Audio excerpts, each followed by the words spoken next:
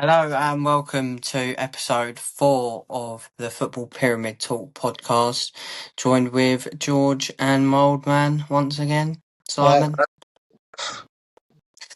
This is going to be our first episode where we're talking through the match weeks. It's been, I think, 5, if I'm not mistaken, for non-league. So we doing a little overview of that, and then the first 2 game weeks of the Prem.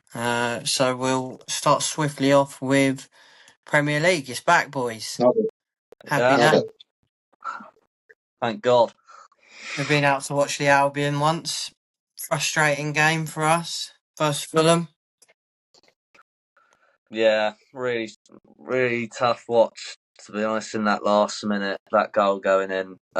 Watching from Greece, couldn't get the game up, so having to listen to it on the commentary and hearing the commentary when the opposition score, it's one of the worst feelings ever. But yeah, Everton away was bad as well, so not been a great start for Brighton, but Oxford today in the Carabao Cup, see how that goes. It's a familiar story Come on, with the Brighton, Vibes. though. There's so many chances in both games where, I was reflecting on the game at Everton and thinking Brighton really should have won that game 3-1.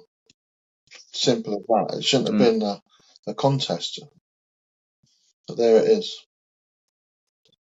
Yeah, you don't take chances, you don't win games in the Premier League. That's the unfortunate nature of it. But Liverpool look good. Liverpool look strong. In other news, cracking game the other night.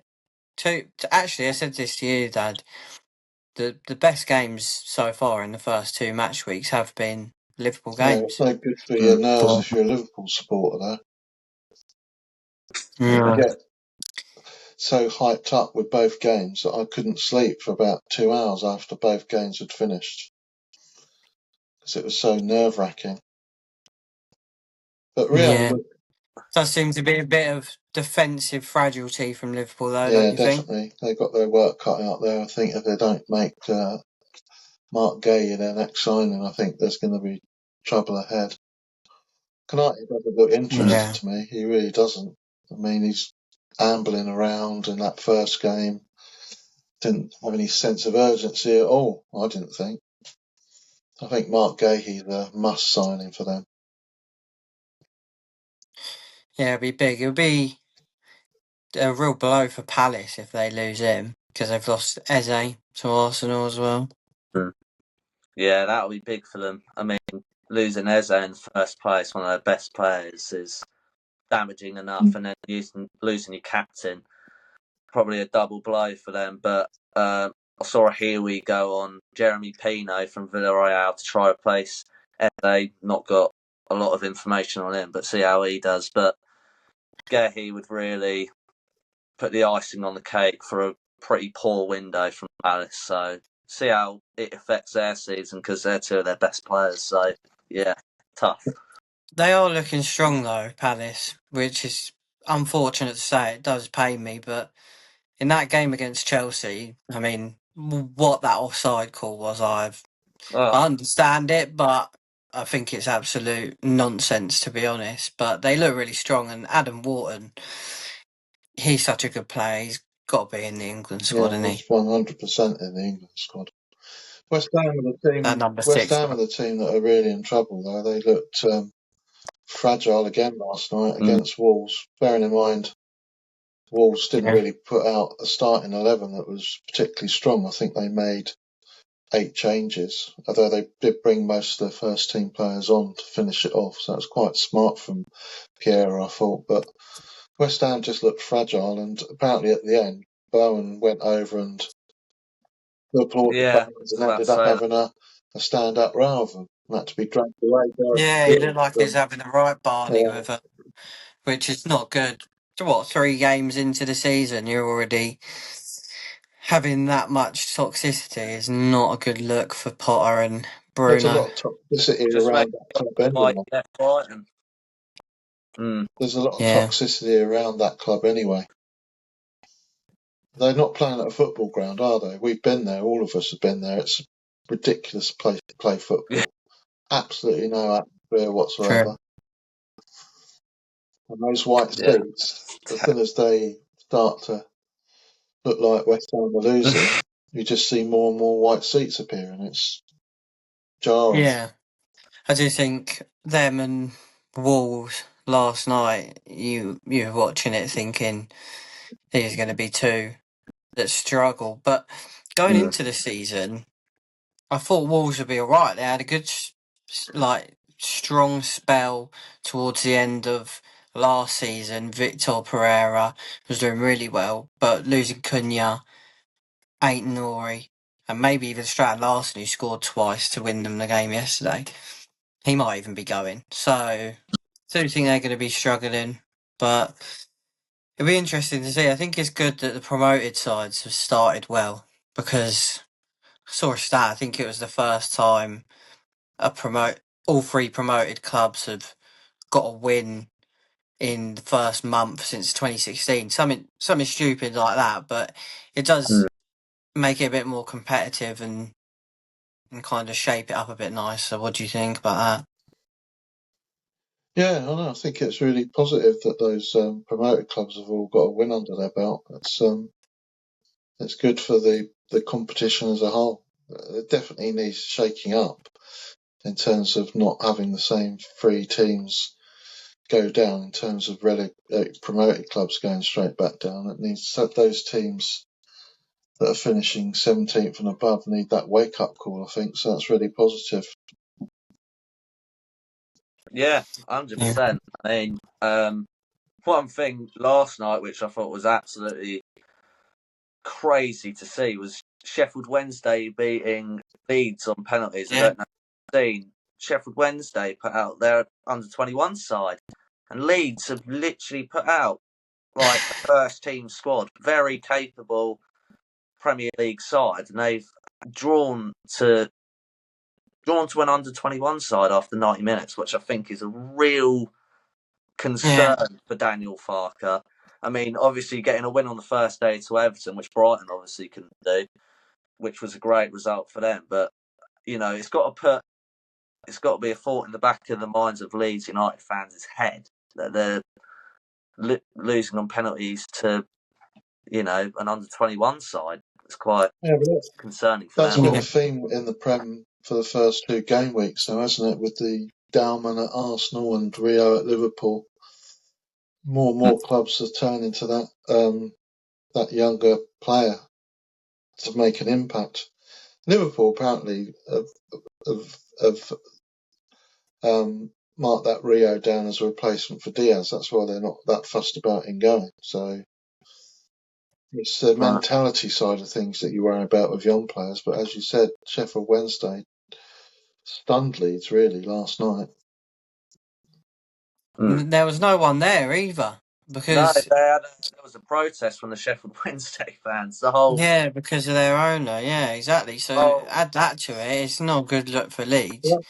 And Calvert-Lewin missed his penalty, which probably one of his first touches for the club. So yeah, had a sitter in the last minute. He put it wide. Oh really? Really. Don't count for him, I don't know why anybody would turn up to these games really, because they're all on telly. So I mean, people have got these subscriptions or Fire Sticks who can watch all the games. They've really sold themselves down the river, I think, with this League Cup and its current format. A better idea, because I do agree. I think more attendances will be higher for the home team being a lower league club playing, for example, Oxford for Brighton. They'll put out a good crowd because people want to go see Brighton. So a better idea would just be the lower ranked club has the home tie, because that would actually get bums on seats, and it would, help the pyramid out, help the lower league clubs, and you want to see fans in the seats, don't you? So that'd be a better idea. But what about that Rio? How do you say his name? Rio Ingabawa. What a goal! That finish against Newcastle, he looked like an established Premier League player, didn't he? I mean, Chelsea are fuming about the fact that Liverpool poached him, but you can't actually offer kids a contract till they're 16. You can't actually offer them a contract. What you can do is you can offer them some sort of pre-contract that says we are going to give you a professional contract when you're 17. But up till that age, you can do whatever you like. And then Chelsea apparently have been moaning about the fact that Liverpool have done that to them. But Chelsea had to pay Brighton something like £3.2 million for doing exactly the same thing to Brighton a couple of years ago. And Uncle Tony took them to tribunal, and the tribunal said you've got to pay over £3 million for those two 15-year-olds. So pot calling the kettle black a little bit. Should we do predictions then for the Prem? Yeah. Yes, sir. Go on, George, you can start. Yeah, so we're going to do it based off of Monday Night Football sort of way, just so we can get through the predictions a lot quicker. And by the end of the season, we do have some predictions to actually go off of. So we're going to do the champions, second, third, fourth, fifth, sixth, fifth, sixth, and seventh, and then the relegation side. So for the Premier League champions, I've got Liverpool. Losing Trent was a hit, but then they bolstered it massively by getting in Kirkes and Frimpong. And as we've seen at the start of the season, Ekitike is banging in the goals for them as well. Maybe Alexander Isak coming in the door. So at this minute in time, Liverpool look like a really, really good side. I mean, as we said earlier in the podcast, they could be a bit sluggish in defence sometimes, but as we saw at Newcastle away, Newcastle were a far better side, but they still managed to get a win, which is a real good asset to have. In second place, I've got Manchester City. Made some great signings this summer. Tajani Reinders, Cherky, to name two, but even more squad depth. I think that would have been a massive benefit for them. So second place for me. In third place, I've got Arsenal. Obviously, bringing in some great signings in Eze, Gyökeres, Zubimendi. So bolstering the squad where they needed to after 3 second place finishes in a row must hurt coming so close so many times. But I think Arteta has the quality to get this side challenging for titles, and I think he will this season. I think it will be a 3-horse race to the end with City, Arsenal and Liverpool. So see how that goes. Just behind them, I've got Chelsea. Very busy in the transfer window as usual. Winning the Club World Cup is a massive, massive thing for the manager, especially after some points last season. Maresca was under massive pressure from Chelsea fans. So winning that competition was massive. Bringing in João Pedro, Hato, to name a few signings. So just bolstering up the squad again, bringing in some really good signings. So fourth place for me. Fifth place, Newcastle. The departure of Isak's looking dodgy, and not bringing in a striker to replace him at the minute in time could be a real hit for them.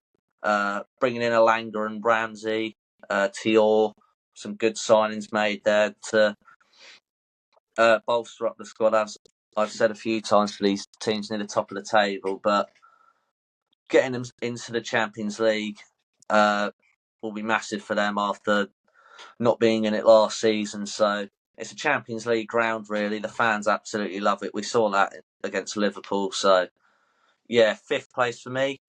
Sixth place, I've got Spurs. I think Thomas Frank is a top manager. We saw it at Brentford as well. Really good structure, tactical genius, really. Just knows how to win games properly. Made some really good signings as well.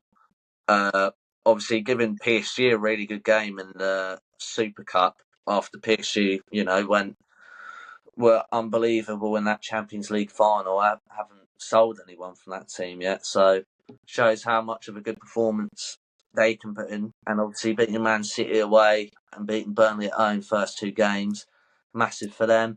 And then seventh place, I've got Brighton. Probably biased there, but losing Pedro, Estupiñán, and Dingra could be big losses, but then bolstering the squad with the Kuiper, Boskagli, Galasimas, good additions, and with Ursula getting close to Europe last year, I think with no European football compared to some other sides, I reckon Brighton could be up there this season. And then moving on to my relegation sides, Leeds, Burnley and West Ham, I'm pretty sure. Yeah, I do. Leeds, I just don't think they've added enough. And obviously we saw last night, Sheffield Wednesday, under 21s beat them, so not a good look for them. Same with Burnley. I think good defensive record in the Championship, but I don't think that will be the same in the Prem. And then my shock one would be West Ham. Big trouble, as we've seen at the start of the season. Doesn't really look like the squad's playing with each other. They're not playing good football. Potter's not got the team together well. And I just can see him going down. I don't think it'll be a memorable year for West Ham. So that's my Monday Night Football predictions.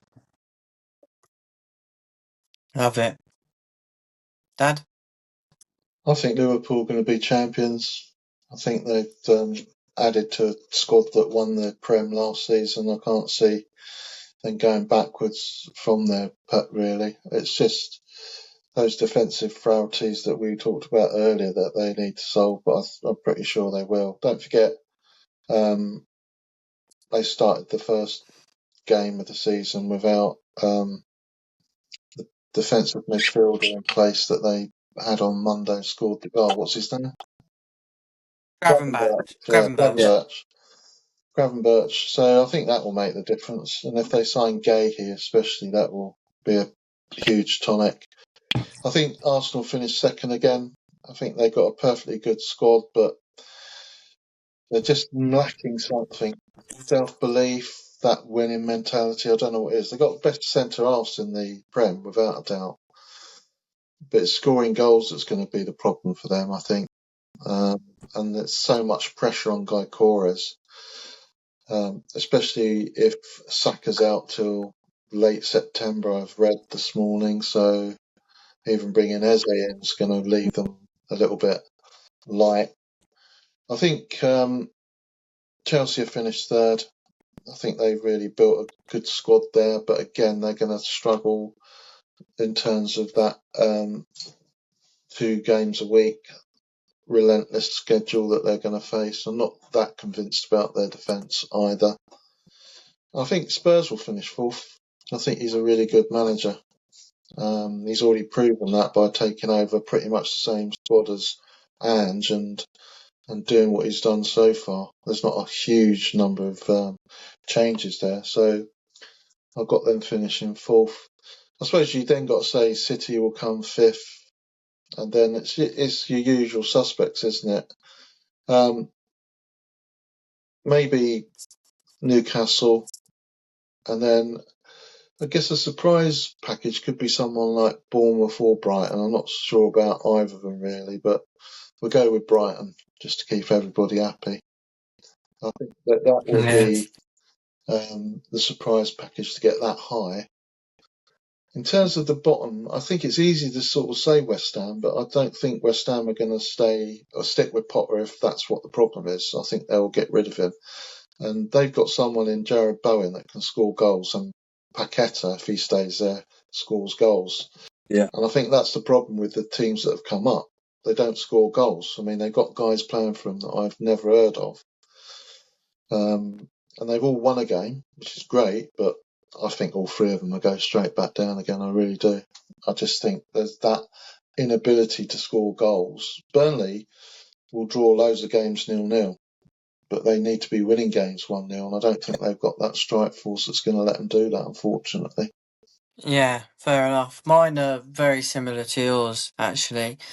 I've got Liverpool as champions. I think you guys said exactly what I would say. Such a strong team, squad, building on what they had last season. Got Arsenal second. I think they'll just miss out again. Forever second is the joke. But I do think they'll come second, unfortunately. I do think they'll get a bit of silverware this season, though. I will give them that, either Carabao or FA Cup, or maybe even Champions League, who knows. But I think I think they'll get something this season, but I don't think it'll be Prem. I got Chelsea in third, as well as you, Dad, and I've got City in fourth. You think you had them fifth, but I've got them fourth because, again, they've strengthened well. Rodri will be coming back, and they kind of. I mean, hindsight's a wonderful thing because I might not have put them there before the start of the season. I might have done, but we're a couple games in, so we can see that they look a bit more like the City of old. Obviously, they lost to Spurs, but they are looking a bit stronger than they were last season. Not as frail in midfield and susceptible to counter attacks as my main takeaways from what I've seen. But fifth, I've got Spurs. Again, I probably would have put them to get Europa, but maybe not as high as fifth. But now seeing them play a couple of games, they look really strong. Again, really like Thomas Frank, really like him as a bloke as well. Just think he's a really good manager. They had him on BBC and ITV for the Euros, and he's really well spoken. He's really well likable. He's doing a good job there. And then before the season, I was back in Brighton to come sixth, so I'm sticking with Brighton sixth. I think, as you said, hurts to the second season. If it wasn't for Palace winning the FA Cup last season, we would have got Europa. Would have got Conference League. We would have got Europe. So I think we'll kick on. We've had a slow start, but we've bolstered the squad and we've actually kept hold of more key first team players than we have done in recent seasons. So yeah, I'll back the boys. And I got Newcastle in sixth. And then seventh for Newcastle. And then for the relegated sides, exactly the same as you, Dad. I've got all the teams that came up. I just think West Ham, they got too much quality, as you touched on. Too much quality in that squad. I don't think Potter's a bad manager, so I think they'll come good at some stage. Maybe might not even be under Potter if they haven't bought into his ideologies, etc. However, I think all the teams that came up will go straight back down, unfortunately. And Leeds will be rock bottom because, as you said, George, they've not strengthened. No. All right, then let's move on to Championship. It's been a few good games in the first couple of weeks. I don't know how many games we've played now in the Championship. It's about 5 as well, isn't it? 5, 6? 3 games. 3 games, okay, so not as many as non-league. But yeah, some interesting takeaways. We watched the opening game, didn't we, Dad? Ipswich versus Birmingham. That was good. Birmingham fans are right up for it. And they look strong, don't they, Birmingham? Yeah, no, I've been impressed by Birmingham. We watch a lot of them when they're in League One because we've got a little bit of a vested interest in the fact that we knew the Birmingham left back when he was a nipper, Alex Cochrane, because he was with Brighton for a long time before going to Hearts and then down to Birmingham. Yeah. So he's obviously a lot bigger than he was then. And I think you said, Sterling, didn't you, that he's sort of Birmingham's enforcer because he's quite a big lad. I think they're going to do really well, Birmingham.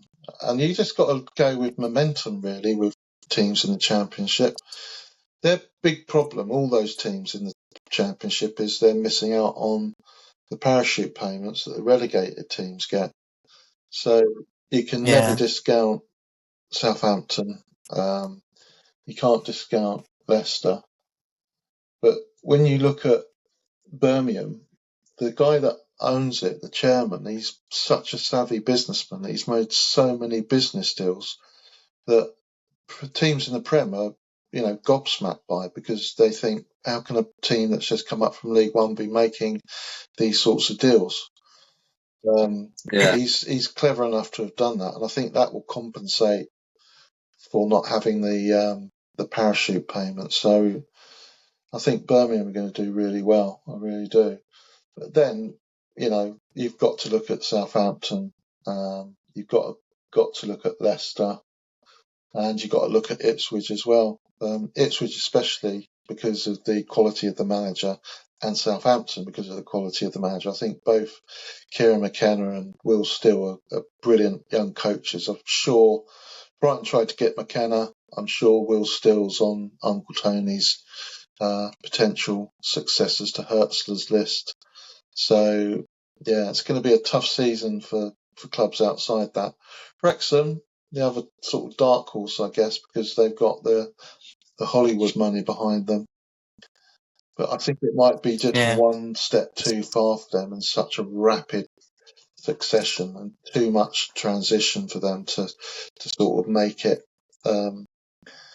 So you've then got to look to see sort of, are there other sort of teams that could be classed as dark horses? And Middlesbrough are a massive club up in the northeast. So they've got a huge following up there, so they could do well as well.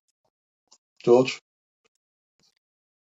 Yeah, I think the really surprising one for me at the moment is Sheffield United being bottom of the league.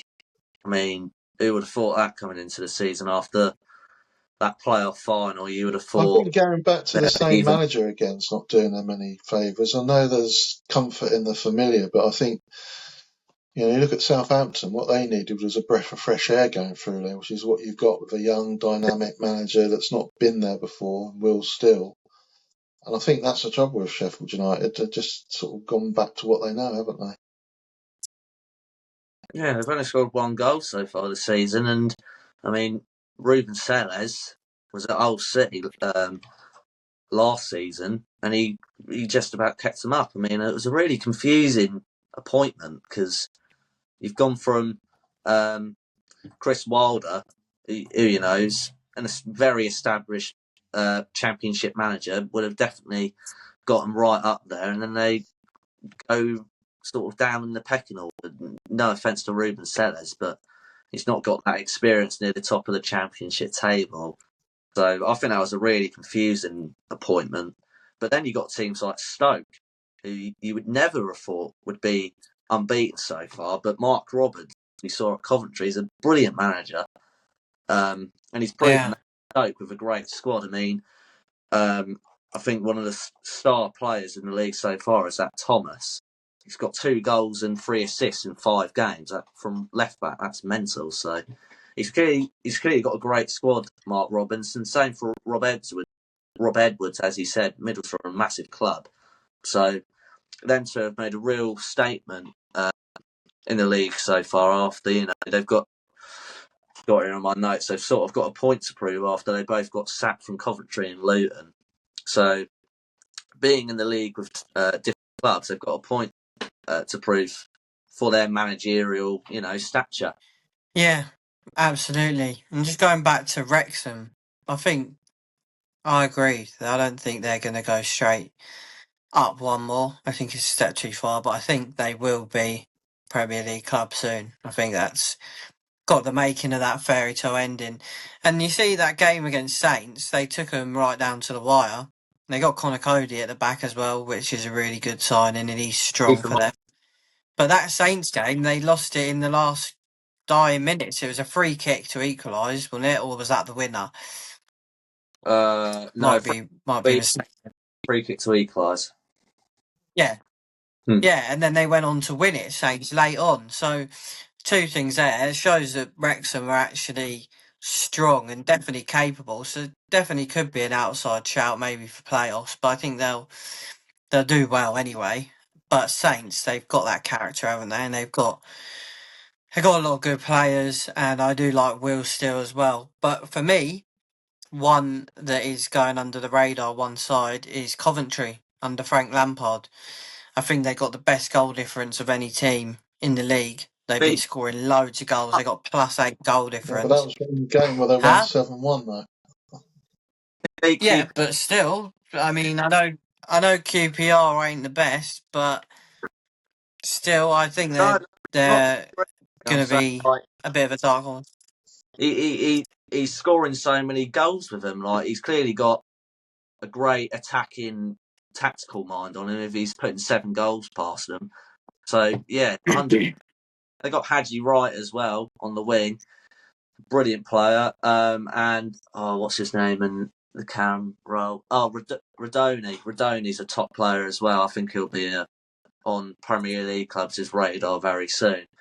But as you said on Wrexham, they've made some great signings. I mean, Kiefer Moore, he's a massively established player in that league. Callum Doyle from Man City on a permanent after he's been on radars from Premier League clubs because of his performances in the Championship. I think I just think they've made some really good signings, and they've kept the same manager, same identity. So I can't see why they. I definitely don't think they go down. 100% not, but it wouldn't surprise me if they push for a playoff spot. Yeah, I think it all depends on where Jamie Vardy ends up as well. Because if he went to Wrexham, you'd have to reevaluate everything you thought about it, wouldn't you? Really, and I think there's a possibility that he'd go there. Why has he not moved on yet, Vardy? What's he doing? On the beach, isn't he? He's basically going to sign for someone before the deadline and then start his pre-season. So I imagine it would be a Championship club. Yeah. So Wrexham would be an obvious place for him to go to. Right, predictions. I'm going to go first on this one. I think Southampton will go up as champions, and I think Ipswich will go up as runners-up. So those two will be top two for me. I think Leicester and Birmingham will come third and fourth. I'm not sure which way round that would be. I think Bristol City will get into the playoffs again. I like them. I watched them. One of their first games, they look like a really together unit, playing well with each other. And I think Millwall will get into the playoffs as well. I think they've got a nice set up there in South London. Couldn't tell you any of the players, but I think having watched the highlights of both their games, they've got some good young players there, good setup. So I think those will be the playoff teams. In terms of going down, I mean, QPR looked desperate, didn't they, against Coventry? I don't see how they turn that round. They've got financial problems. Derby, I mean, they've come up, but I don't think they really got the strength and depth to survive at that level. And Watford, I think they will go down as well. That's a big one. Yeah. I mean, quite similar to you, I think, Simon, with quite a lot of them. I've got Southampton as champions. Phil Steele's a great manager, proved it in France with Reims and Lens. So first place, Southampton for me. And then in second place, I've got Leicester. Good quality manager. I think I've missed one. Ipswich in second. Sorry, my apologies. Ipswich in second. I mean, as we've said before, top draw manager. And they've kept the core of the squad really. Greaves, Schmodix, Davies, that left back. They're all good players in the league, which is really positive. And then they've brought in Chuba Akpom as well. He's a great signing for them. So I think they've bolstered the squad well. Leicester City in third. I think they'll just miss out on playoffs. I mean, Marty Cuentes, who brought a struggling QPR side up the table last season after they looked really, really poor. So keeping good quality Premier League players in the squad, I think a promotion spot could be there for them. And then moving on to fifth place. No, is it fifth place? Oh, I've run this one. No, fourth place. I've got Birmingham. I mean, as we've said before, they've brought in some absolutely incredible signings. Tommy Doyle, Kyogo. I mean, they're top draw signings. They're players that could easily be playing in higher leagues.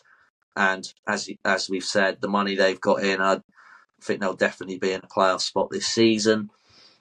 Moving on to fifth, I've got Sheffield United. Sellers is a good manager, plays good football, and he struggled at the start, but I think it's the matter of getting the squad to gel together quickly to the system he wants to play, because if you can get the team playing the way he wants to play, I reckon they'll do quite well this season. And then in the last playoff place, I've got in Coventry. Lampard's got him playing some really good football, as we've said, scoring goals for fun. playoffs last season, they struggled against Sunderland, so they'll be fighting for more, as well as Sheffield United. So I reckon them two clubs will be back for more in the playoffs season. And then going down, I've got Oxford, who playing today. He plays a 5-4-1, so I think when I looked into that, it's a bit too defensive. You've got to be wanting to score goals in this league, and don't get me wrong, they've got some great players in Brannigan and Will Lancashire, Hellick. They've got some really good players. I don't think they'll be cemented in the relegation spots near the end of the season, but I reckon they'll be fighting. Sheffield Wednesday next. They've got financial problems and the squad's young. Obviously, they beat Leeds yesterday, so fair play. But it's the fact of, can they do that week in, week out? I just don't think so. And then finally, I've got Portsmouth. Mousinho, been at the club for a long time, but minimal transfer action to help bolster the squad, which was near the relegation spots last season, and more teams coming into the league with more quality. I reckon they'll struggle with more clubs bringing in players, and I just don't think they have this season. So they're my predictions. Nice.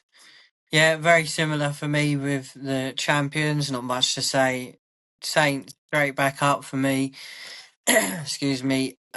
Ipswich with the second automatic promotion spot for me. I think Ipswich will do well. I like that Hurst that they've got up front, and they've kept quite a lot of the squad, as you said. Third, I've got Birmingham, as you said, about the signings. Damari Gray, can't remember all of them, but Damari Gray was the one that stood out for me. It was just such a really, really impressive signing when I saw it. So yeah, I've got Birmingham in there. I've got Leicester fourth, Coventry fifth, West Brom sixth. I think West Brom will do well. They've had a good start to the season. They've got a new owner as well. Took over in 2024, I believe it was, but definitely a new owner. Might be wrong with the year, but he seems to be pumping quite a bit of money into the club and steering them back on that upward trajectory back to the Premier League. So I think they'll be in and amongst it. And just as a little rogue one, I've put in Wrexham. We'll go for Wrexham with the seventh position and the last playoff space for me. So yeah, Wrexham there.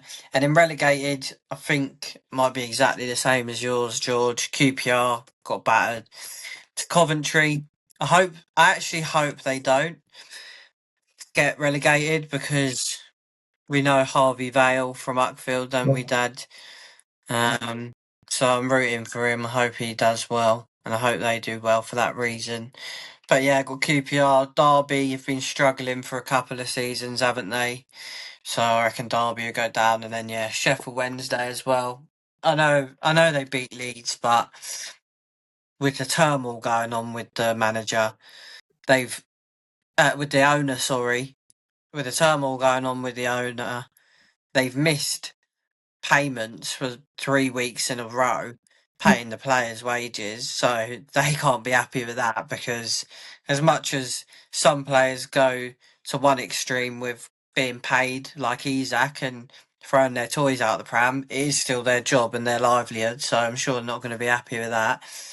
And yeah, I think they'll be down. So yeah, that concludes our championship predictions. So League One. Standouts so far, first few games, is Cardiff, under a new manager, of course. Lost a lot of players, but have brought in quite a few as well. One that we know well, starting on the left wing from Lewis, Ollie Tanner. He's doing really well. What do you think about Cardiff so far, lads? Yeah, I think they've been brilliant. As you said, Ollie Tanner, we know him well from Lewis, and he's shown it finally after many years of promise. Really good player. So also they've got Colwill, Turnbull, that Triton goal. I've done my research. He's got an 8.3 average rating for the first 5 games. I mean, that's mental. Averaging at least an 8. 4 clean sheets as well. They've only conceded 1 goal. So that shows that the new manager, I think they've got from Man City under 23s, sort of knows what he's doing in terms of management. So yeah, I think Cardiff will be right up there this season. Yeah, I don't think anybody's going to catch Cardiff personally. I think they're too big a club to play down in the third tier of football. So I think they'll go straight back up.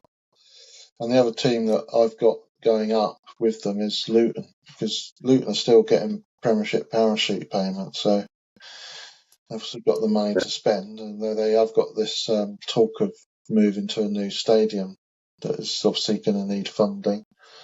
But I should imagine they're going to have the spending power to get themselves out of that division. I think they will be locked in for the top two.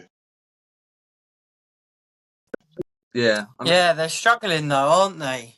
Luton. Sorry, George. They are 3 struggling wins though. and 2 defeats. So yeah, they take a time to find their level. But I just think money talks at that level of football. I think they're just, the fact they're getting those parachute payments still means that they'll be able to, once you get to that winter transfer window, they'll be the team that will be strengthening where they need to, whereas other clubs around them won't be able to. So those got to be my top two.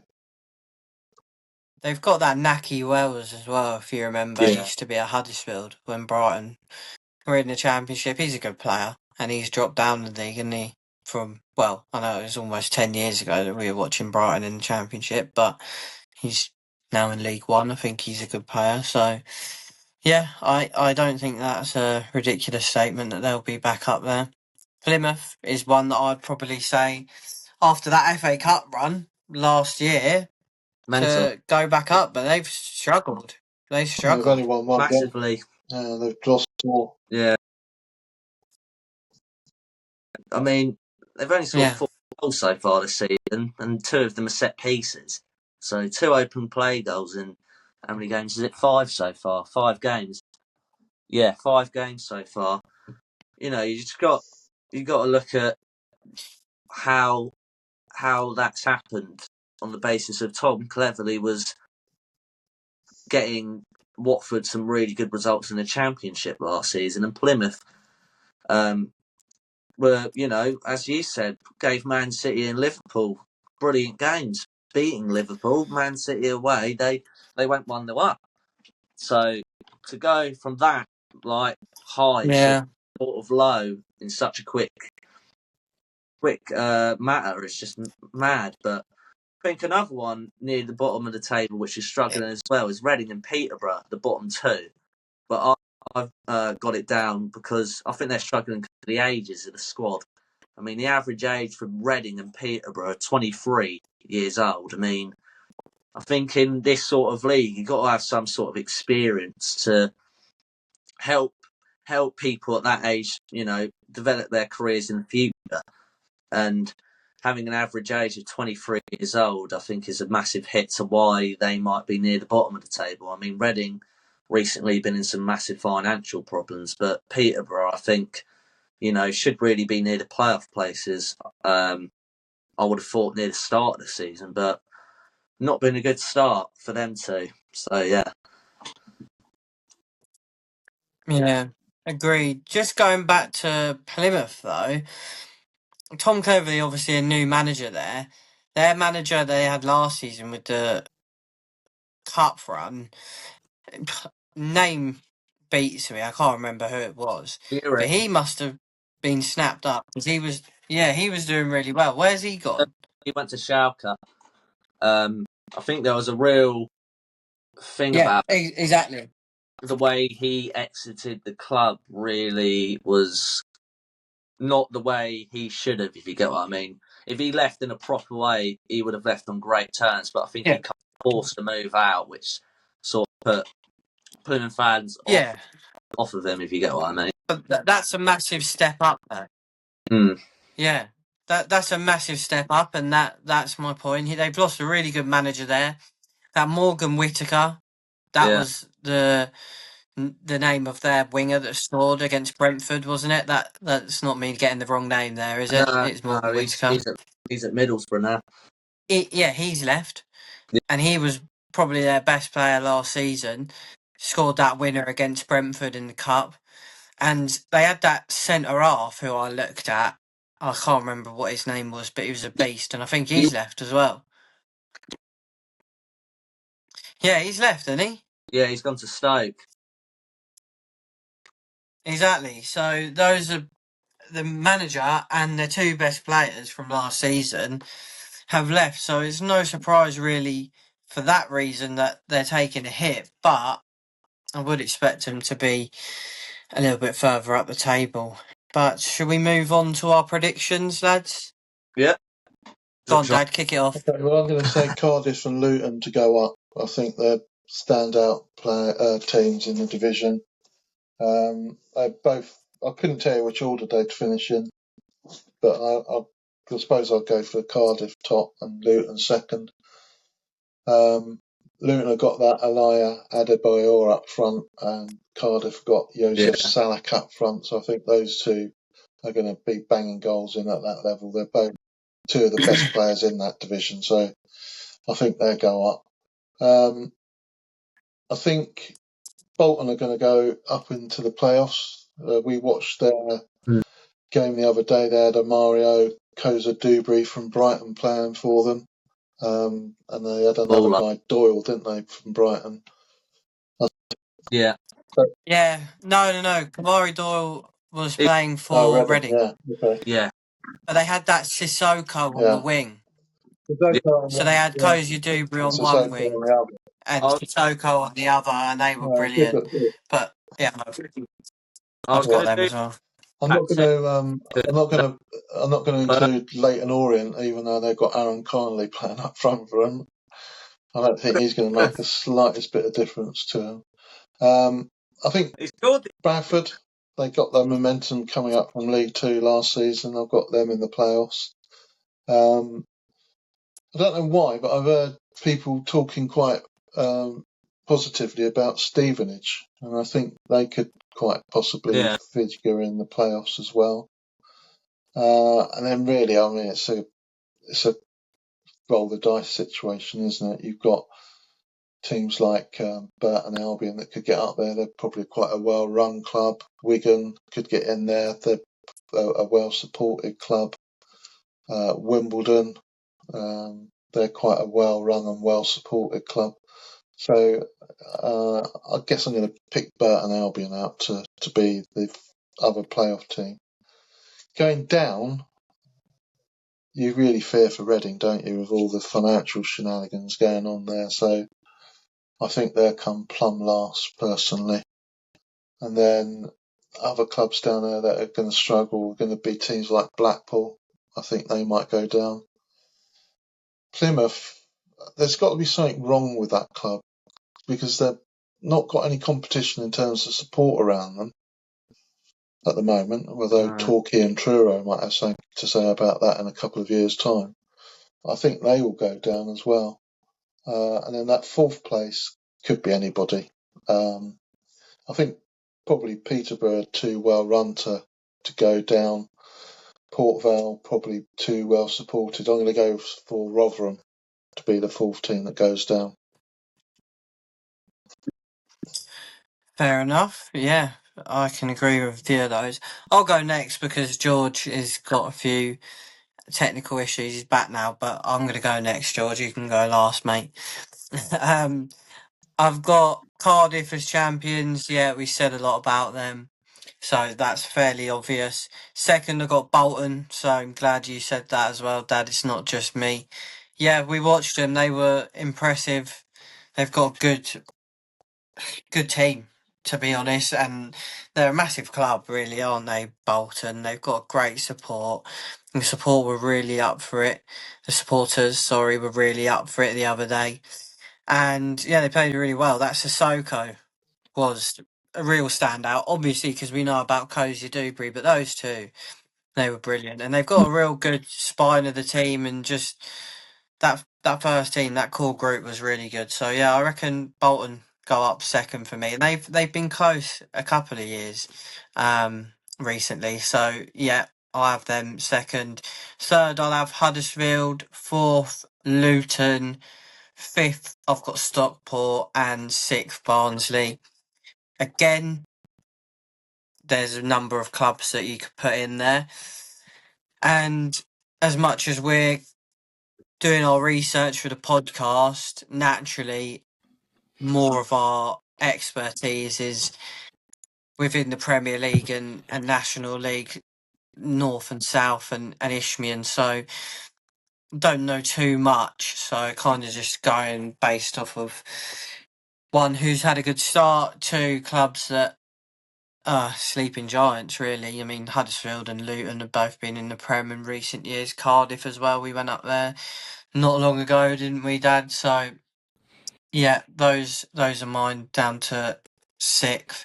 And then relegated, I got Peterborough, which is a shame, but I do think they'll go down. Blackpool, Burton and Northampton. I don't think Reading will get relegated because I think they got a lot of quality there. Kamari Doyle, as we touched on, and they've also got Marco Mahoney from Brighton as well. Not just picking out the Brighton boys, of course, but quality. We know about Brighton's academy. So yeah, exactly. We know about the quality they've got. So yeah, I think Reading will survive. But yeah, that's my predictions. Go on, George. Yeah, champions for me are Cardiff. We touched on it. Experienced in high leagues, good manager, as we seen at the start of the season, and Tanner, Colwill, Selech, to name a few of the really good players in the attack, especially, which is looking proper good for this season. And then moving into second place, I've got Luton. I think similar to both of you. Disappointing double relegation in the last 2 seasons, but I think that'll make them more hungry to get up the football pyramid again. Keeping Bloomfield, who was really good at Wycombe when he was in this league before, so he definitely has some really good experiences how to get some really good results in this league. Then I've got Huddersfield. As you've both said, the stature of the club is massive. Not long ago they were in the Premier League. Lee Grant's been doing a massively good job for them. Before, I think he was at a lot of top academies like the Cardiff manager. So showing that academy football's really working in terms of going into the football pyramid. So that's really good to see. And they've brought in Alfie May, who was unbelievable at Charlton in this league. And Goodman and goal, I think he had a really good season at Wimbledon last year. So I'll be excited to see how they get on. I've got Plymouth next. I just think, Tom Cleverley will get that team going soon enough because he brought that Watford side into the top half of the Championship. So if he goes down with Argyle in League One straight after, it would be a massive shock for me. With some great players as well. Barley Mumba, I think, is unbelievable. Down that flank, and Amechi, who they've brought in, used to be in the Arsenal Academy. I think he's a top player as well.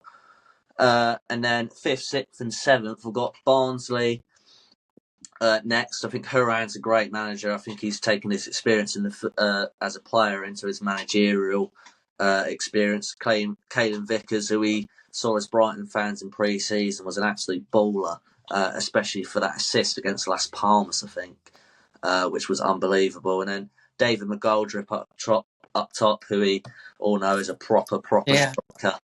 I reckon he'll do the business up top for them. And then Bolton for me, same as you, but both. Steve Schumacher, who's proven himself in this league before at Plymouth, like other managers. Cozier, Dubry, Sissoko and Burstow up top. I think that's an unbelievable front three for this division, especially. I think that's a championship front three. So if Schumacher can get them three playing well together, really linking up well, I think they'll score bags of goals this season with that front three going forward. And then going down, I've got Port Vale. I mean, they got promoted from League Two last season. I just don't think they've improved the squad enough. They have Darren Moore in charge. He's a great manager, to be fair, but they haven't added enough, in my opinion. And then Northampton, shy of the relegation zone last season, and the quality of the league is improving step by step. Kevin Nolan playing a 3-3-1-3 which I've never seen in my life. That's a very interesting. 3-3-1-3. What Brighton played away at Forest? Oh, no, we Yeah, played something like that, actually. look how that went. I said before about that formation, though. If you watch the Bundesliga, lots of clubs play that formation in the Bundesliga. Bayern play it all the time. Yeah, it's not for me. No, it's not for me. the Prem, I don't think. One in the But yeah, that's the reason why I think Northampton will go down with that interesting formation from Kevin Nolan. Fair play to him. It's very ballsy, you could say, to play a formation like that. And then next up, we've got Rotherham. Very old squad. I mean, we talk about experience in the league, obviously, like Reading and Peterborough. But, you sort of want a bit of freshness, you could say, some youth, bit of pace, drive at defenders. I just think you've got to have a bit of that in your squad, and having that average age is a bit concerning. Being near the relegation zone at some moments last season is a reason why I think they'll go down. And then in the last relegation side I think will go is Burton. I think it's Burton's time to be relegated after just staying up last season above Crawley. Gary Bauer hasn't had a great start to the club at either, only winning 11 games out of 32. Very young squad, like Peterborough and Reading, and I think they'll be looking towards the bottom this season. So, yeah, that's my predictions for League One. Hello, we went away for a day and we're back again, hence the change of clothes and no change of scenery, but we went to watch the Albion batter Oxford United 6-0 in the EFL Cup. So it was a good night for us Brighton fans, and not a good night for Man United fans. That is nearly more embarrassing than the Leeds result, which I thought was hard to beat. I think it is more embarrassing, to be honest, but leads us nicely on to League Two. Obviously, Grimsby are a League Two side, and yeah, amazing result from last night, beating United, pitch invasion, absolute scenes, beat them on penalties, but dominated the game for about 60 minutes. I know United probably should have won at the end, but Grimsby were in control and they actually went 3-0 up, didn't they? And it wasn't offside, so it should have been 3-0. But yeah, great result for Grimsby.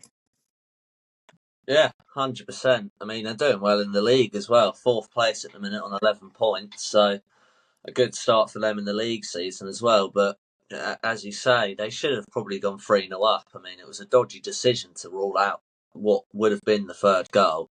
And then the 2 goals they conceded were just cheap goals. And then, I mean, they could have lost it in the last minute. I think Sesko, from about a yard out, blazed it over the bar. But when Embuemo's penalty hit the bar, you can't imagine the feeling that Grimsby fans got from that, because it's such a special moment for clubs like that, beating, one of the biggest clubs in the world, famously. Obviously not at the minute. It's not going well at the minute, but historically they are one of the biggest teams in the world, and Grimsby Town have just gone and beat them. Mental. Love it. Dad, you happy about that, aren't you? Yeah. I don't think Grimsby are going to be anywhere other than mid-table at the end of the day, because there's lots of clubs spending, serious money in this division, really. MK Dons have brought Aaron Collins from Bolton. Undisclosed fee, but thought to be about 800 grand, which is a huge amount at this level. So they've got to be my favourites to go up, I think. Bristol Rovers came down from League One. I think they'll probably go straight back up. They've got some good players, Macaulay Southernhouse and Josh McEachran. So they'll probably go straight back up. So in terms of predictions, those are two of my top three. Then it's a real toss-up because I can't decide whether it's going to be Barnet taking that momentum from the National League into League Two, which is possible. I mean, Wrexham did it, but then Notts County didn't do it. Or Chesterfield. Chesterfield sort of missed out in the playoffs, didn't they? So, but I'm actually going to go for Walsall because Walsall were leading League Two for a long, long time last season and fell off a cliff at Christmas. I don't really know what happened there, but I'm going to tip them to turn it round. So that would be my top three: MK Dons, Bristol Rovers, and Walsall. Nice. Yeah, I think MK Dons is a good shout. I think you mentioned it, George. Mendes-Lang as well. Yeah. Scored that goal against Brighton, didn't he? When we lost 2-0 to Cardiff in, what was that, 2018-19 season? Yeah. Second season in the Prem. And it wasn't looking good. They beat us at the Amex. So, yeah, good signing for them. Used to be at Cardiff. And is it Patterson as well? Did he used to be at Cardiff, the striker? Yeah, I was going to do him for my... I think he'll be top goal scorer this season. You know, being such an experienced striker like Mendes-Lang on the wing, I mean, that them two alone shouldn't really be in this league. I think they're not that older than 30 years old, so it's not like they're really pushing on in their careers. They've still got a few years ahead of them. And, you know, Mendes-Lang last year was in higher leagues. I can't remember what club he was at. Same for Patterson. So you're getting bags of goals from them two. And, yeah, the money they're getting through the door as well. I can't see why they can't get promoted from League Two. But another one which has surprised me at the start of the season is Notts County. They're not doing as well as fans thought they would have in 16th place at the minute. New manager coming in, not a lot of experience got down here. Might be a reason to why they've started the way they have. Because, as I said, you would have thought they'd be near a promotion spot going into this season, but the person that's been pushing them on is Matthew Dennis, who was pretty sure in the National League last season. So he takes a step up and he's got 4 goals and an assist already. So brilliant start to the season for him. So could be a season where he pushes up the leagues and really makes a name for himself. The trouble with County is they lost David McGoldrick to Barnsley. So getting in Dennis to replace him is going to put pressure on him. But they have signed a guy called Sonny Al-Jofri from Man United on loan. So I've got County in my playoff bracket with Chesterfield and Walsall. I sort of intimated why that might be. I think the fourth team to go up there will be Cambridge because I think they've got a decent manager in Neil Harris. When he took over, they were in danger of being relegated, but he turned it around there, and I think he's got the managerial smarts to get them up there. So I've got them in my playoff bracket. Yeah. One club that's worth mentioning is Crawley. Yeah. They're fairly low down. Obviously, it's only been 5 games, but they're near the bottom of the table at the moment. They've not had the best start, but I think they'll be getting amongst it. You know, they've just come down from League One, so they'll be looking to bounce back. They got promoted in the playoff final the year before that, up to League One, wasn't it? So they know how to get out of this division, and I'm not too sure about the bulk of their in and outs, but we know that they've got Danny Cashman that's come in. And it'll be interesting to see how he actually adapts to that league. But I think he'll be all right. You know, I think he'll adapt quite well.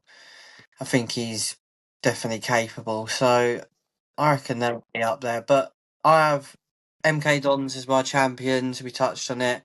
I've actually got Grimsby in second. I do think, well, off the back of that last night, and just in general, they've got quite a good squad, it seems. I'm basically basing it off last night, to be honest. So, yeah, Grimsby in second, and they've had a good start to the season. Crew in third, they've got that Max Sanders, who used to be at Brighton. He had big potential when he was at Brighton, and then kind of dropped off the face of the earth. Went to Lincoln, I think. Yeah, he did. Yeah. But yeah, Crew, they've had a good start to the season. They're actually sitting in top right now, 1-4, lost 1. So, yeah, Crew third. Fourth, I've gone for Crawley for the reasons touched on. Fifth, Gillingham. It's a big club, good supporters, good support all round. And then sixth and seventh, we've got Walsall and Swindon. Basically, just clubs that I know the stature of them, and they've had a good start to the season. Not the most clued up in terms of League Two. It's not my area of expertise. Wouldn't say it's any of ours really, but yeah, I've gone for those two. Yeah, fair enough. Going through my playoffs and champions, I've got Chesterfield in first. Really good side in the National League a few years ago, and we're seeing a common theme of teams that have been promoted. They stabilise themselves in the league for 1 year, mid-table, making sure they're in the league, and then they really push on the second year. And I think this will be the year which they do push on. Paul Cook, good manager, very experienced, and they've made some good signings as well in Sturt from Walsall, really good CDM. And then they've got players that have already been at the club as well. Dobra is a top player, so I reckon they'll do well. In second place, I have MK Dons. I think the quality of the side just speaks for itself in this division. You know, if you've got that quality, like they can't get Patterson, Mendes, Lang, Max Gilby as well last season, who was top draw, and Paul Warne, who's a massively experienced manager in the EFL. So I think they'll earn a promotion spot this year. And the last automatic spot, I've got Notts County. As I said, they've had a struggling start, but I think it's on the basis of quite a lot of teams this season. Teams have had a slow start, which you would expect to be up there, but it's just about building and building gradually. And I think the results will come for them slowly but surely. Jody Jones, who's absolutely top drawer in that league as well, famously 2 seasons ago, I think, getting the most assists throughout the English football pyramid. So he was known for that a few seasons ago, so I think he'll be decent. Fourth place, I've got Salford. Just experience in the league. Got some good players in Ben Woodburn, who was known at Liverpool to be the next big star, but that really hasn't come to life, unfortunately, for him. But I think players like him can really help Salford push up the table this year. Moving into fifth place, I have got Crew. Like you said, Sterling Saunders in the team. Demetrio, he's a class centre half. He was really good for my EFL fantasy team last year, which I had a little gander through now and then, and he had absolutely bags of points. So hopefully for me this year. That's not the main reason I've got him there, obviously, but I just think the quality throughout the squad and being in and around the playoffs for so many years, I reckon they'll be in the playoffs again, having a good chance of going up. And then next, I've got Colchester, probably quite controversial now looking back on it after their start to the season, but you've got to stick to your gut. Good manager in Danny Crowley. Got some good players in Flanagan, Macy, Tavida, and Payne. And I've got a mix of experience and, experience and young up and coming quality. So I think, as I've said a few times, it sort of mixes well to help develop the young and have that experience there in the side. So what you need is that. And then in my last playoff spot, I've got Walsall. After bottling it last year, you could say. I mean, a lot of fans could say. I don't know if you kept up with the league, but top of the league for ages, miles ahead, and then somehow dropped out of an automatic spot on the last day, and then proceeded to lose in the playoffs. But they've kept the manager in Sadler, who I think will just be gutted, but even more eager to get into a automatic spot. And even if they get in the playoffs, win the playoffs. So they're my top 7. Yeah, Walsall will definitely be in and amongst it after that drop from last season. In terms of going down, I think that's the hardest prediction that we've had to make personally. Because there's so many contenders. It's good to see Oldham back in the Football League. And they've signed a lot of good Football League experienced players, so I don't think they'd be in there. It'd be good if they could stay up.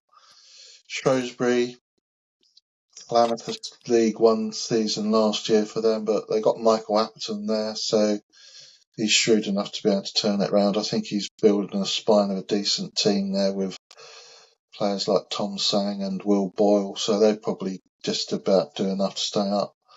There are 2 clubs, though, that have really done absolutely nothing, and it's difficult to see where they're going to get any momentum. And they've had poor starts, and that's Accrington and Cheltenham. They've not really done anything to bolster their squad, and I think treading water's not going to work in this division. There's too many aspiring teams in it, so I've got those 2 going down, with fingers crossed that Oldham stay up.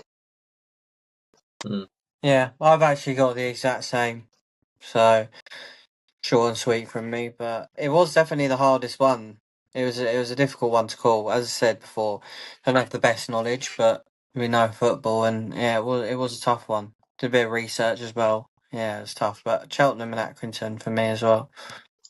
All 3 of us, with them 2 going down. I think the first time we've agreed on something so similar. Yeah, I think so. But on Cheltenham, Michael Flynn's had a shocking start. Really, he's been posh. I've looked on their news, and just fans not happy with him. I don't think he's won a game, even in the Carabao Cup.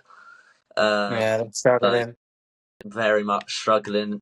And with Accrington Stanley, they've just got a lack of experience in their new manager, John Dillon. It's his first management role in the EFL, and it's just, we see lots of managers sort of building their way up the English pyramids. So from the Isthmian Premier Division to the National League, and then to League Two. But Accrington Stanley have just gone straight in with John Dillon, and it's not really started off well, has it? In the relegation zone, and I can't see him getting out of it, to be honest. So, yeah, that's our League Two prediction.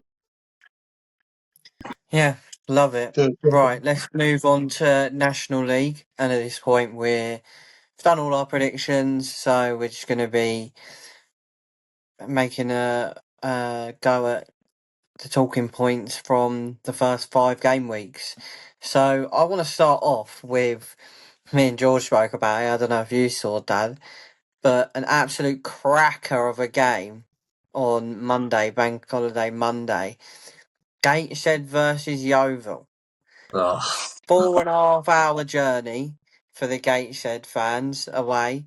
5.5 actually, sorry, 5.5. And 3-0 down in the first half, and they pulled it back to 4-3 with a 90th minute winner.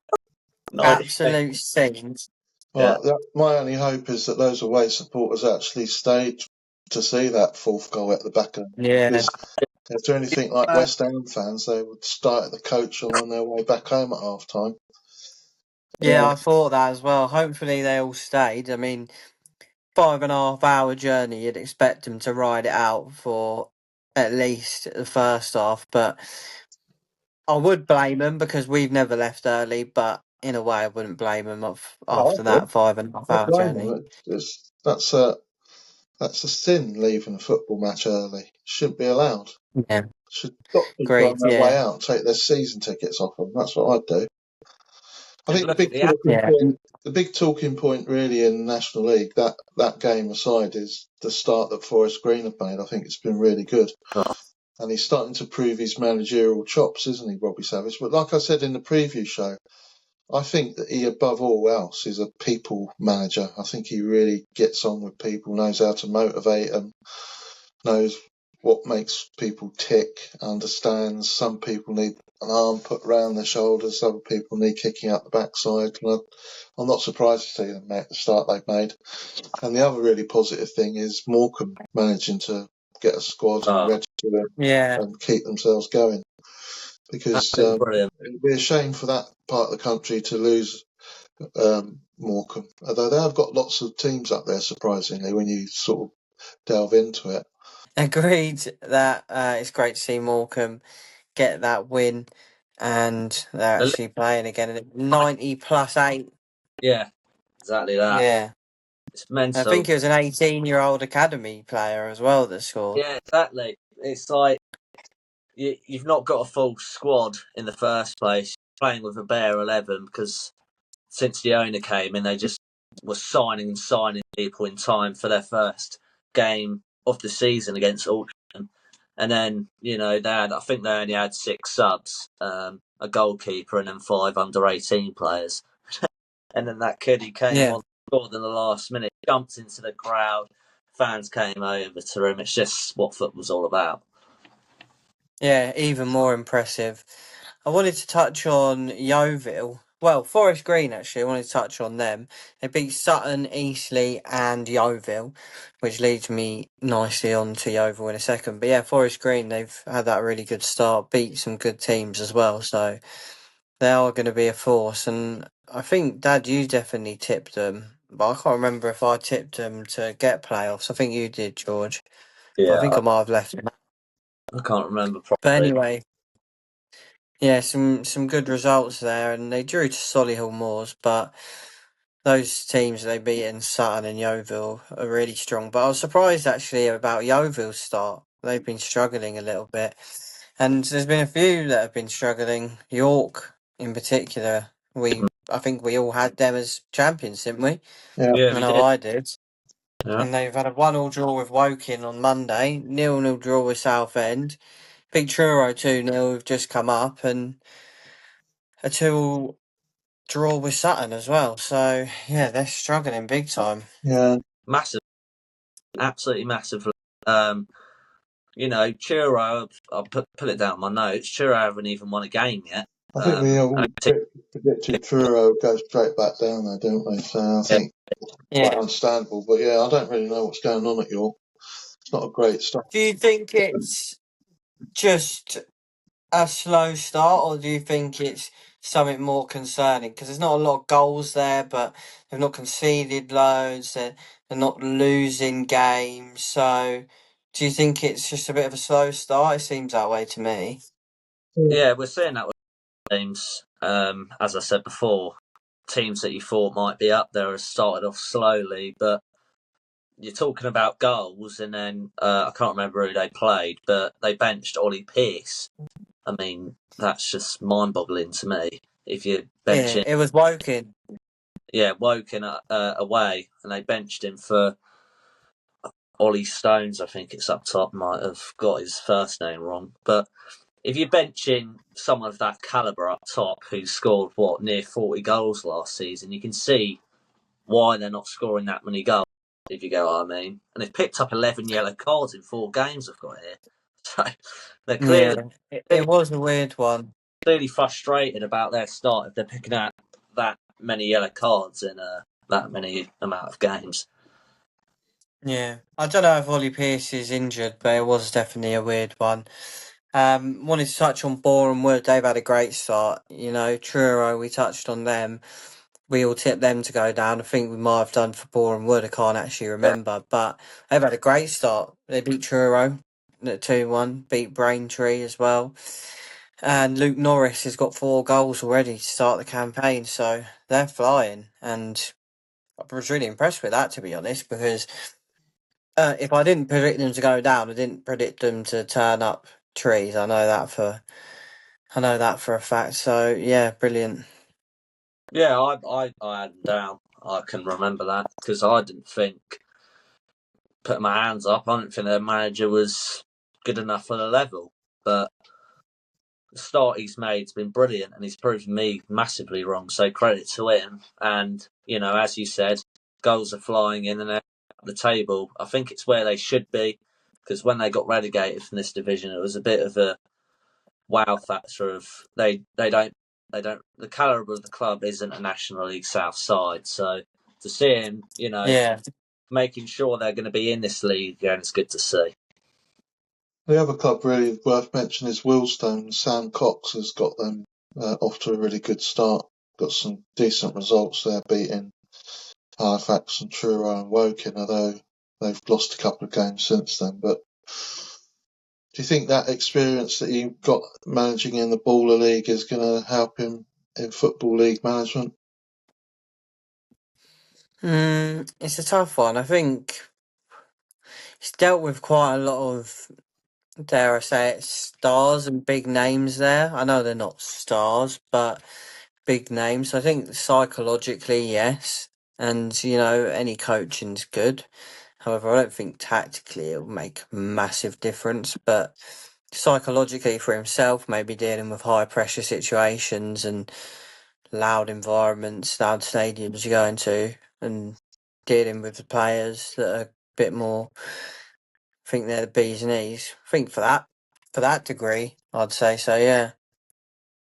I think also being at the Baller League as a manager, especially because I think watching some of the players he's playing against, or just other games in general, because he signed Saka-san, who was playing for John Terry's team in the Baller League, and he signed for Wealdstone from #United. So that's also a good thing, especially this year, because last season he was just the manager of the United side. This year he's got United and Wealdstone on the side. So if he sees a player in the Baller League which he thinks, he'd suit my side well, he'll sign him up straight away, because he'll have better contacts than a lot of managers this league, because he's been in this Baller League, and that's probably a main reason why he's a fan.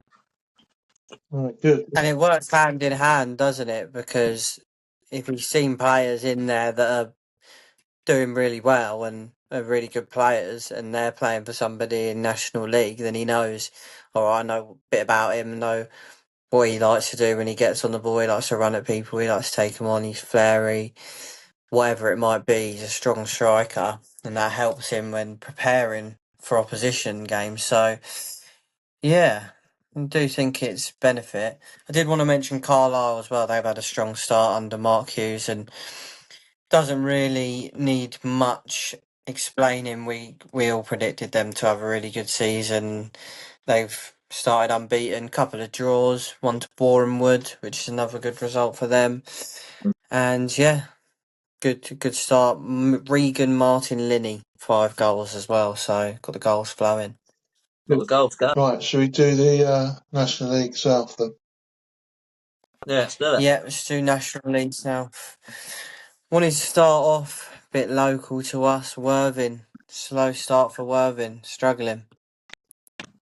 Yeah, they have been. Got my notes here. I think it's been the same as some other teams. Eastbourne Borough started off poorly, and one of the more bigger ones is Dagenham and Redbridge.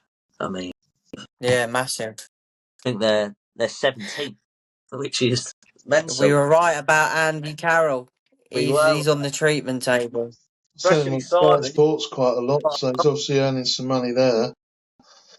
Yeah, I can't imagine what he's done to the makeup of that squad by signing that guy. I really don't. It's such a mistake.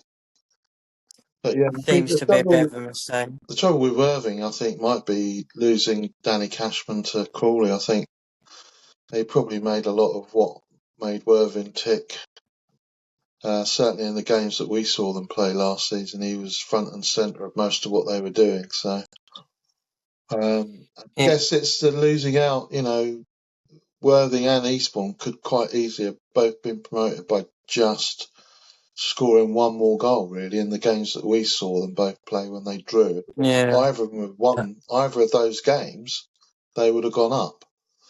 Yeah, exactly. Psychologically, it's, I think that feeds into the season. It's going to take them a while to get going, I think. Yeah, and it is, obviously, it's only 4 or 5 games in, so it's going to take them time to gel. We spoke about in our predictions the amount of new players that come in, so could be that. But I did touch on it as well about kind of the psychological piece for Worthing and kind of the mentality could slightly be a problem there, and links into what you just said about the hit from last season, maybe a bit of a hangover there, and the constant hits from the last 2 seasons, really. So, but for me, I've got questions on the manager. I thought when we watched them with the players they got and the team they got last season, I thought the way they were playing was. I mean, I know that I was actually disappointed going up there, and that was the same for you two, because they were playing a lot of long ball, getting it to that babbler. If I've mispronounced that, then apologies. But is that what was his name as well? That's gone now. Mo Foul. The other striker last season, yeah, Mo Fowles. They were knocking it up to those two. A lot of long ball, and then looking to get it in the seconds or link up with Danny Cashman when they hold the ball up. And I've questions of the manager, but it's still early days. Yeah, I mean, I do agree with you in the sense of the football he plays with the players he's got doesn't really suit him. I mean, bringing in Razak, Coleman de Graaf, us three know he'll want to run at defenders, beat them, get a ball into the box. Yeah. And the way we saw him play last season was get to the goalkeeper and just play it up to the big man, holds it up, and then does what he can with it. It's just, I think the manager suit the way that some of the players would want to play, and I just think the quality of that squad's better than the way they started. Keeping Jack Spong as well, losing Danny Cashman, but Brad Dillahan's a really good signing. He hasn't really kicked on apart from the first game of the season, so I think you're both right in the fact of it's a matter of getting going. But I think one thing that's really shocked me is how well Hornchurch have started. I mean, they've gone unbeaten, top of the league, 13 points, and they've only just drawn their first game of the season, but they beat Western-super-Mare, Eastbourne Borough, Enfield and Farnborough, and Juices Salisbury. And they've scored 12 goals in 5 games. And then it shows another 2 teams, Dover and Totton, who got promoted to this league last season. They're 7th and 8th. So it's been a really good start in this league for the teams that you wouldn't expect to be up there, and it's been a poor start for the teams that you thought would be up there. Yeah. Which just shows the beauty of non-league football. Tottenham especially surprised me. I'm surprised to see them high up, but Maidenhead's the team that's really not got going at all as things stand. They're struggling, getting beaten by teams like Enfield, or drawing with Enfield and losing at Hemel Hempstead and Western-super-Mare. So they're struggling to get going at the moment.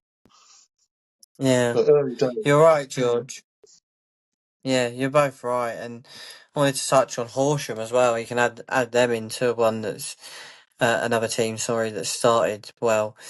They beat Torquay 2-1, which is a massive result for them. You know, I predicted Torquay as champions, and I think I predicted Horsham just to stay up, but you know they've just come up, and it was always going to be a hard result. Hard season for them, and hard to get a result against Torquay, but shows statement that they're more than capable. But other than that, Torquay have started well. You know, they've beaten teams that wouldn't expect to be right at the top: Totton, Dover, and Enfield and Maidstone as well. They actually drew to Maidstone, but yeah, they've started well. Yeah, they have. I think one of the only teams that got relegated from the National League, which has started off well, was Ebbsfleet, and I think I said it in my predictions as well. They're really experienced in this league. They've got a lot of quality, and having that experience in the league, I said it in the predictions as well. They got like 112 points when they got promoted to the National League. So I think they've got bags of experience in this league. But going on to what you said about Horsham, they've got good quality in the side. Absolutely, they've got some really good players. Neon Gravata signed for them from York on loan. He was a top player. He was really good for Chippenham last year, and I think he scored in the last minute to score the winner in that game you just touched on. So I think they'll, based off the start of the season, I think they'll really battle to stay in this division 100%. Moving on to Isthmian Prem, start on the games that we've been to. So we've been to 2 games, Lewis vs Hashtag and Lewis vs Burgess Hill. Yeah, Lewis got off to a slow start against Hashtag, but it was seemingly first day of the season game, wasn't it? There was both teams looking sluggish and misplacing passes, and it wasn't filled with quality, was it? Nah, it wasn't. Lewis, new manager, didn't really look like the team. The patterns of play well enough. Sorry, and they didn't have a striker on the day as well. And ever since then, like I said to you both game the other day, ever since then they've gone unbeaten. So I think the way that Bradley Pritchard wants to play at Lewis is it's a massive. Yeah, that team that played against Hashtag that obviously never played together before. You could tell that, and that was the big difference when we saw them against Burgess Hill. They were much more cohesive. I was really impressed by Khan Bennett on Monday. I thought he played really well. He scored one. He was all an attacking threat that Burgess Hill were perpetually worried about. Didn't do that well in stopping him, but I think that is the difference between those two performances, is that familiarity with each other, really. So it was quite promising for Lewis, I must admit. Hashtag, I think they've drawn one game since then, but they've lost all their others. So, and the thing that I was really surprised about with Hashtag is on the Lewis programme, it had average attendances, and Hashtag's was 140. Yeah, it's really low. But George, you said that they play in Averley's ground, don't they? It's not actually their ground, so Well, they had enough people in their technical team on that first game of the season. They had all sorts of people there setting up cameras, doing vlogs, and goodness knows what else there. yeah, but they're a weird one because they got loads of supporters, but I think a lot of them are online, and well, I know that that's the case. The majority of the hashtag supporters are online, so I'm not too surprised that they don't get the biggest attendances. But without rambling on about Lewis too much, just wanted to touch on that. Yeah, Khan Bennett, what a player.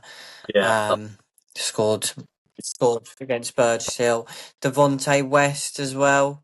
That third goal that Lewis scored against Burgess Hill, he just set it up so nicely with a nice little turn on halfway, or just above halfway, and played a nice pass leading up to the goal.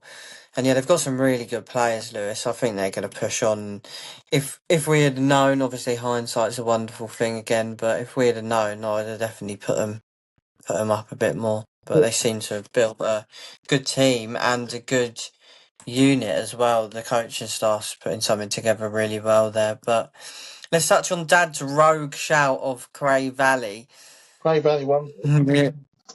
Yeah, Cray Valley Wanderers. You're kicking yourself a bit there, aren't you? Well, they won They won on Monday.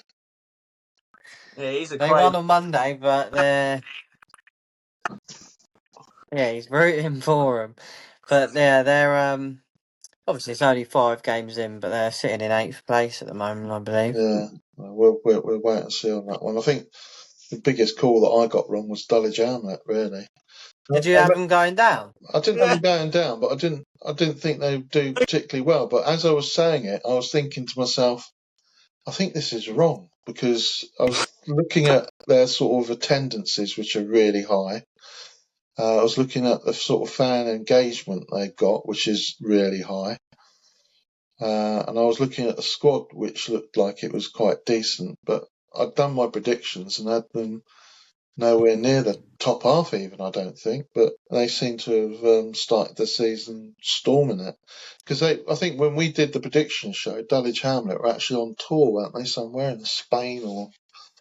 Yeah, no, they went to Germany, didn't Germany. they? Yeah, that's right. Yeah. And I remember saying it's difficult to think that a team that has got the wherewithal to go on a tour is not going to do very well, but I don't think they are. But I think that and my Cray prediction are going to come back to haunt me. I think they had a really good result against. Sorry, go on, George. No, I want to mention my stinker as well at the start of the season. Chess Hunt, I had them down, and now they're third place. That's proper bad. So I want to formally apologise at the minute to Chess Hunt fans because that's a stinker from me. So me and Simon have had stinkers. I don't know. Have you had any bad ones, Sterling?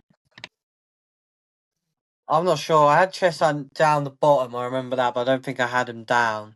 No. So I'm not sure. But it's still early days. Still early days, isn't it? The A biggest lot apology we more. both got to make, really, is the way that you're pronouncing Chess Hunt, because it's not Chess Hunt, it's Cheshunt. What is it?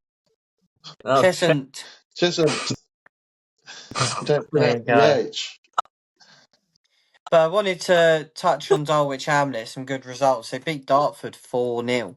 And I think Dartford were one of the teams that we said would be quite strong this season. Yeah, so that was a good result. They did just lose to Whitehall, just down the road from us. We'll have to try and get out to a Whitehall game because we always used to go watch them, even more so than Lewis, didn't we, Dad? Yeah. To be honest, but yeah, they're looking a bit better than we thought. I think George, did you have them going down? No, we all had them staying up, I believe. But yeah, good result for Whitehall, and yeah, Dulwich Hamlet looked good. Canvey have really surprised me. First 5 games, and they've yet to pick up a point. They've conceded 12 goals and scored 2. I think, don't get me wrong, I think that was the manager that gave David Beckham the captain's armband for England? Was it that manager? I can't remember. Yeah, I think you might be right there. So I don't know. We've spoken about a lot of football, so it's tough to remember everything. Yeah, if it was him, then you just got to think what's gone wrong. Because if you have that experience, then conceded 12 goals and not even picking up a point.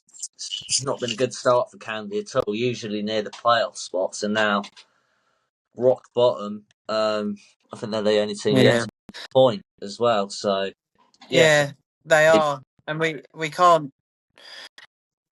Yeah, we can't not speak about Welling on that subject as well, because I think we all had them in and amongst the champions and playoff spaces, and they are struggling big time. They picked up 1 win and lost 4 games. So, yeah, some real surprises there. Some teams that didn't think would be doing so good that are actually pushing up a little bit, and then some teams that we thought were going to be right up there have had a slow start. Billericay's another one. I mean, they've won 2, drawn 1 and lost 2, but I was thinking that Billericay were going to storm it, to be honest, after missing out literally, but on goal difference, wasn't it? Yeah. Or was it? Yeah, it was by 1 point. Well, and sorry, 1 goal difference plus 1 goal difference, something stupid like that. Anyway, literally narrowly missed out on goal difference. So I thought they were going to be storming it, and they've had a slow start. So I think it's going to be interesting from this league, similar to National League South. See how the next 5 games go, really, to get to 10 games, and then you start to get a bit more of a understanding of how it might pan out. But I do think, I don't know about you guys, but I think we can finish on this, that these non-league leagues are just really hard to predict, and they're really crazy, and it almost seems like it's a bit of a cliche, isn't it? But anyone can beat anyone.